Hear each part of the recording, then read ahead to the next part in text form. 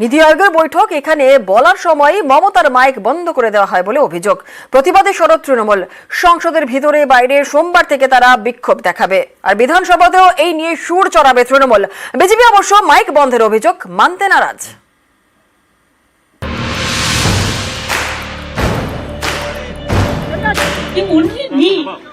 On behalf of opposition, only I am there, and you stop my mic. আপনি আমার mic বন্ধ করে দিচ্ছেন।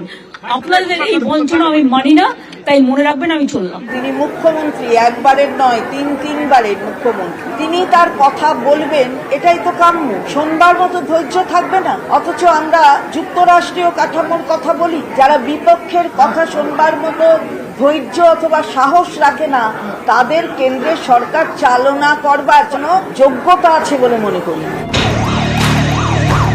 শনিবার দিল্লিতে নীতি আয়োগের বৈঠক। এই বৈঠকে বলার সময় মমতা বন্দ্যোপাধ্যায়ের মাইক বন্ধ করে দেওয়া হয়। বিস্ফোরক এই অভিযোগ ঘিরে জোর শোরগোল। দিদি তো এটা গতকালই এটা আশঙ্কা অনুভব করেছিলেন। তিনি গেছেন, সৌজন্য দেখিয়েছেন। পরপর নির্বাচনের পরাজয়ের যে গ্লানি এবং অবসাদ, সেটা তাদের গ্রাস করে আছে। মমতার কণ্ঠরোধের অভিযোগকে হাতিয়ার করে কোমর বেঁধে আসরে নামছে তৃণমূল। ঠিক হয়েছে, সোমবার সংসদের ভেতরে এবং বাইরে বিক্ষোভ দেখাবেন তৃণমূলের সাংসদরা। বিধানসভাতেও এ নিয়ে সরব হবে রাজ্যের শাসক দল। এটা খুব দুর্ভাগ্যজনক। সবাইকে বলার অধিকার রয়েছে। আমরা বলি যে house belongs to the opposition, তো অপোজিশনকে বলতে দেবে না নীতি আয়োগ? হতে পারে কোনোদিন।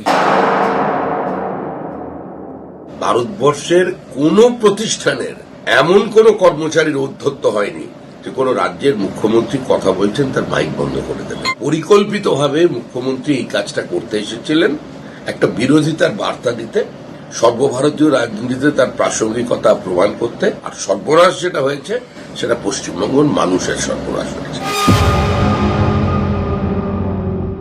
মমতা বন্দ্যোপাধ্যায়ের কণ্ঠরোধ, বাংলার কণ্ঠরোধ, প্রতিবাদের কণ্ঠরোধ। যে সৌজন্য মমতা বন্দ্যোপাধ্যায় দেখিয়েছিলেন, তারা সেই সৌজন্যের উপযুক্ত নয়।